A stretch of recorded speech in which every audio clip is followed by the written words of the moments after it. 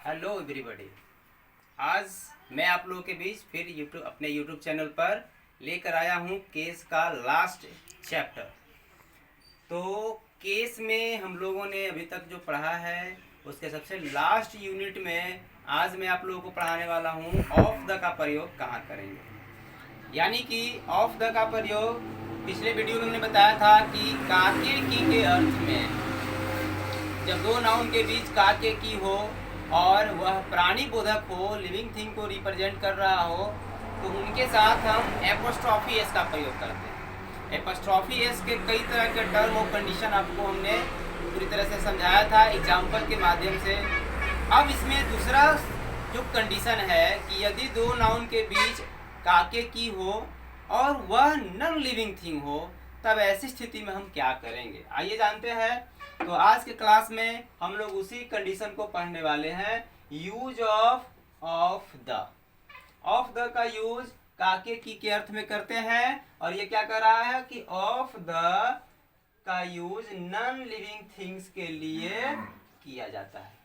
Non living things के लिए यानी कि जो प्राणी बोधक को रिप्रेजेंट नहीं कर रहा हो, तो उसके लिए हम ऑफ द का यूज करते हैं।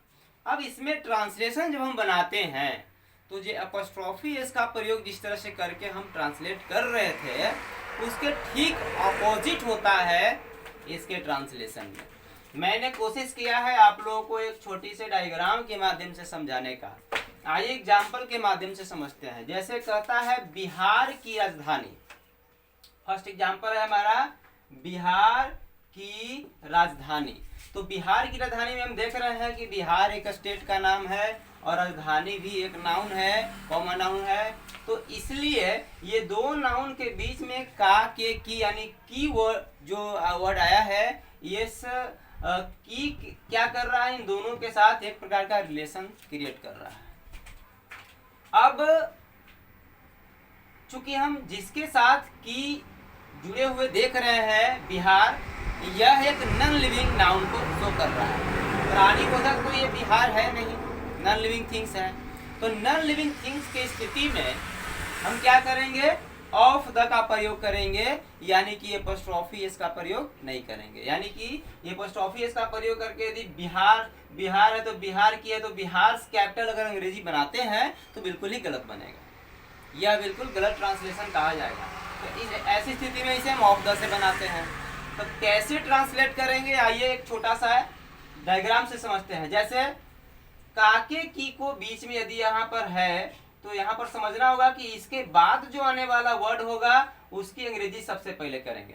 यहाँ पर देख सकते हैं लाइनिंग किया हुआ है, यानी की के बाद जो वर्ड है राजधानी, तो जब ट्रांसलेट करेंगे इंग्लिश में तो सबसे पहले राजधानी का ही अंग्रेजी लिखेंगे कैपिटल, इसके बाद की का अंग्रेजी लिखेंगे ऑफ, और इसके बाद जो आरंभ में वर्ड होगा, जो आरंभ में नाउन होगा, उस नाउन का अंग्रेजी लास्ट में लिखते हैं, बिहार आएगा लास्ट में। यानी ठीक अपोजिट हो जाता है। एपोस्ट्रॉफी एस के यूज में क्या होते थे कि बिल्कुल सीधा सीधा अंग्रेजी बनाते थे। राम की पुस्तक है तो राम्स और बुक, राम्स बुक बनाते थे, लेकिन इसमें ऐसा नहीं है। इसमें सबसे बाद वाला जो वर्ड है उसका अंग्रेजी पहले और जो पहले वर्ड है उसका अंग्रेजी बाद में करते हैं। तो ये बन गया कैपिटल ऑफ बिहार। यहाँ पर समझना ये है हमने द क्यों ऐड किया, यही ग्रामर में सबसे पहले ग्रामर का ये रूल है कि यदि कोई दो नाउन ऑफ से जुड़े हुए हो तो फर्स्ट नाउन के पहले द लगाना अनिवार्य है। इसीलिए इस सेशन में आपको ऑफ द का यूज बताया जा रहा है। ऑफ द के यूज इसलिए किया जा रहा है क्योंकि कंडीशन है कि यदि दो नाउन के बीच ऑफ लगा हो तो फर्स्ट नाउन के पहले द लगाना अनिवार्य है और सेकंड नाउन के पहले द जो है उसके रूल के अनुसार लगेंगे। यानी यूज ऑफ द का जो रूल है आप आर्टिकल में पढ़ेंगे, आर्टिकल में आप पढ़े भी होंगे, और नहीं तो फिर मेरे वीडियो का इंतजार करिएगा, मैं आपके लिए आर्टिकल्स लेकर के आऊँगा जिसमें ए एन और द का यूजेज डीपली पढ़ाऊँगा। तो यहाँ पर चूंकि स्टेट का नाम है, कोई भी प्रॉपर नाउन होता है तो उसके पहले हम द का प्रयोग नहीं करते हैं, इसीलिए यहाँ पर द का प्रयोग नहीं हुआ। और यहाँ द जो यूज किया जा रहा है ये ग्रामर के रूल के अनुसार है कि दो नाउन के बीच ऑफ रहेंगे तो द यूज होगा। आइए सेकेंड एग्जाम्पल समझते हैं। जैसे नदी का पानी, नदी का पानी में सबसे पहले पानी का अंग्रेजी लिखेंगे वाटर, इसके बाद ऑफ, इसके बाद नदी का अंग्रेजी द रिवर। तो यदि नदी का नाम हो तो उसके पहले हम द का प्रयोग करते हैं। तो ये अंग्रेजी बन गया, इंग्लिश बन गया the water of the river. Third example देखते हैं, आकाश का रंग। इसमें सबसे पहले रंग का अंग्रेजी लिख दिए द कलर, इसके बाद का अंग्रेजी ऑफ, आसमान, आकाश, आकाश का अंग्रेजी हो जाएगा द स्काई। तो इसमें जो इंग्लिश में हमने इसे कन्वर्ट किया, ये बना the colour of the sky. अब इन सभी को हम ट्रांसलेशन के माध्यम से समझते हैं। अब ये जो ट्रांसलेशन में जब आएंगे, सेंटेंस में जब आएंगे, तो पिछले वीडियो में मैंने बताया था कि पॉसेसिव केस में जो एपोस्ट्रोफी एस यूज वाला जो वर्ड आएंगे सेंटेंस में, तो उसका अंग्रेजी साथ में लिखते हैं। उसी तरह से इनका भी जब सेंटेंस में ये आते हैं तो इनका भी अंग्रेजी एक साथ होता है, एक साथ ही लिखते हैं, इधर उधर नहीं करते हैं। ये सेंटेंस के आरंभ में भी आ सकते हैं और सेंटेंस के लास्ट में भी आ सकते हैं। जैसे एग्जाम्पल के माध्यम से मैं आप लोगों को समझाना चाहूंगा। जैसे यहाँ पर एग्जाम्पल है, बिहार की राजधानी पटना है। अक्सर इस सेंटेंस में कंफ्यूजन हो जाता है स्टूडेंट को। मैंने कई बार अपने क्लास में अपने स्टूडेंट्स के बीच इस बात को, इस सेंटेंस में कंफ्यूज होते महसूस किया है कि स्टूडेंट बोलते हैं समझ में नहीं आता है कि बिहार की राजधानी पटना है और पटना बिहार की राजधानी है, इसका ट्रांसलेशन हम कैसे करेंगे। बहुत ही सहज है, सरल तरीका से मैं आप लोग को बता देता हूँ। सबसे पहले आप पॉसेसिव केस वाले वर्ड को फाइंड आउट कर लें। यदि जैसे ही आप उसे फाइंड आउट करेंगे, ये क्लियर हो जाएगा आपका कि इसका अंग्रेजी हम कैसे बनाएंगे। जैसे यहाँ पर बिहार की राजधानी, ये जो पॉसेसिव केस वाला वर्ड है, हम देख रहे हैं कि सेंटेंस के आरंभ में है। यानी सेंटेंस के आरंभ में का मतलब हुआ कि यह जो है सब्जेक्ट के रूप में आया है। इस सेंटेंस में सब्जेक्ट के रूप में आया है। यदि सब्जेक्ट के रूप में ये आया है तो इसका अंग्रेजी हम सब्जेक्ट के रूप में लिखेंगे। जैसा कि हमने ऊपर में बताया भी था कि बिहार की राजधानी रहेगा, अंग्रेजी बनाएंगे द कैपिटल ऑफ बिहार। इस सेंटेंस में the capital of Bihar subject के फॉर्म में है। इसके बाद कह रहा है पटना है, तो हमने बना दिया इज पटना। अब इसी को थोड़ा सा चेंज कर देता है सेंटेंस में। क्या करता है, कहता है पटना बिहार की राजधानी है। अब इस सेंटेंस को जरा समझिएगा। अब इस सेंटेंस में सब्जेक्ट कौन हो गया? इस सेंटेंस में सब्जेक्ट हो गया पटना, मान के चलिए। तो यहाँ पर पटना जो है सब्जेक्ट हो गया, तो पटना हम सबसे पहले अंग्रेजी लिखेंगे और सब्जेक्ट लिखने के बाद इज हमारा ऐड करते हैं, अब बनेगा पटना इज। अब ये बिहार की राजधानी लास्ट में है, तो हमने इसका अंग्रेजी लिख दिया लास्ट में द कैपिटल ऑफ बिहार।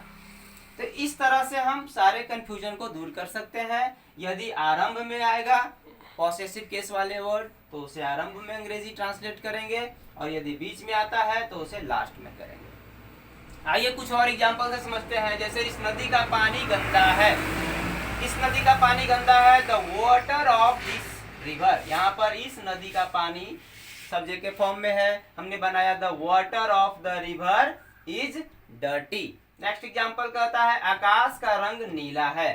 आकाश का रंग नीला है यानी कि the colour of the sky, यह सब्जेक्ट के फॉर्म में है, तो हमने यूज किया the colour of the sky is blue. अब मुझे उम्मीद है आप लोग समझ गए होंगे कि एपोस्ट्रोफी एस का प्रयोग प्राणी बोधक नाउन के लिए यानी कि लिविंग थिंग्स के लिए, और ऑफ द का प्रयोग नॉन लिविंग थिंग के लिए करते हैं। इसमें कुछ कंडीशन और भी है कि क्या नॉन लिविंग थिंग्स वाले जो वर्ड होंगे, पॉसेसिव केस में आने वाले वर्ड होंगे, उनके साथ हम एपोस्ट्रोफी एस का प्रयोग कर सकते हैं।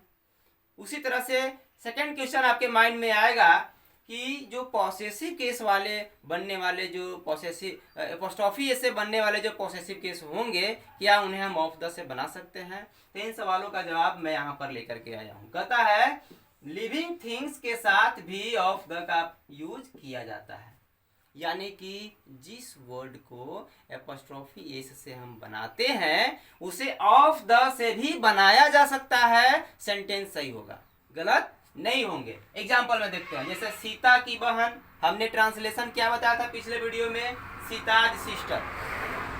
तो सीताज सिस्टर भी आपका सही होगा। और यदि आप इस सेंटेंस को ऑफ द से भी बनाना चाहते हैं तो ऑफ द से बनेगा द सिस्टर ऑफ सीता।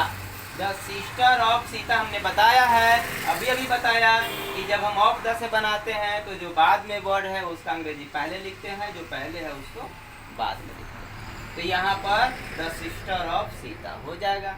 इसके बाद है नेक्स्ट एग्जाम्पल देखते हैं, गाय का दूध। तो गाय का दूध में हमने बताया था पिछले वीडियो में द काउज मिल्क। यदि आप एपोस्ट्रोफी एस से बनाना चाहते हैं तो काउज मिल्क बनेगा। यदि आप इसे ऑफ द से बनाना चाहते हैं तो पहले मिल्क का अंग्रेजी लिखेंगे the milk of the cow. ऐसे आमतौर पर मटेरियल नाउन के पहले द का यूज नहीं किया जाता है, लेकिन चूंकि ये ग्रामर के रूल है कि दो नाउन के बीच यदि ऑफ है तो फर्स्ट नाउन के पहले द लगता है। मैं आपको इसकी भी कारण बता देता हूँ। किसी भी नाउन को यदि डिफिनेट करना हो, खास करना हो, तो उसके पहले द लगता है। यहाँ ये जो मिल्क है ये सभी मिल्क की बात नहीं कर रही है, स्पेशली गाय की मिल्क की बात हो रही है, तो वह मिल्क खास हो गया, इसलिए उसके पहले द यूज किया जाता है। ऐसे सभी मिल्क वाइट होते ही हैं। अब इसे सेंटेंस में समझते हैं, जैसे तुम सीता की बहन नहीं हो। अब यहाँ पर देख सकते हैं सीता की बहन जो वर्ड आया है ये बीच में आया है, तो इसका अंग्रेजी हम लास्ट में लिखेंगे। सब्जेक्ट के रूप में यू है तो बनेगा you are not Sita's sister. ये ट्रांसलेशन भी आप अगर एपोस्ट्रोफी से बनाते हैं तो सही होगा, क्योंकि सीता प्राणीबोधक नाउन है। लेकिन यदि आप बनाना चाहते हैं इसे ऑफ द से, तो ऑफ द से ही बना सकते हैं you are not the sister of Sita. हमारा ये सेंटेंस भी सही होगा, you are not the sister of Sita. Next example कहता है गाय का दूध उजला होता है। हमने बताया था the cow's milk is white, यानी प्राणीबोधक एपोस्ट्रोफी से बनाते हैं। लेकिन यदि आप इसे ऑफ द से भी बनाना चाहते हैं तो the milk of the cow is white. हमारा ये सेंटेंस भी सही होगा। इसका मतलब ये हुआ कि जो एपोस्ट्रोफी से बनने वाले वर्ड्स हैं उन्हें हम ऑफ द से भी बना सकते हैं, लेकिन ऑफ द से बनने वाले जो भी पोसेसिव केस वाले वर्ड्स हैं उन्हें एपोस्ट्रोफी एस से नहीं बना सकते हैं। इस कंडीशन को आप लोग प्रैक्टिस के माध्यम से और ज़्यादा क्लियर कर सकते हैं। तो आप जितना ज़्यादा इसका प्रैक्टिस करेंगे उतना ही ज़्यादा ये क्लियर होगा। मैं चाहूँगा कि आप घर पर अपने बुक के माध्यम से तरह तरह के सेंटेंसेस इससे आधारित बनाएं, और यदि किसी प्रकार के सेंटेंस में आपको कन्फ्यूजन है तो आप कमेंट में मेरे से पूछ सकते हैं। मैं कोशिश करूंगा आपके हर सवाल का जवाब दे सकूं। आज का वीडियो आपको कैसा लगा कमेंट में ज़रूर दें। तब तक के लिए धन्यवाद। इसी के साथ मेरा ये सेशन समाप्त हुआ, और अगले न्यू चैप्टर के साथ मैं आऊँगा।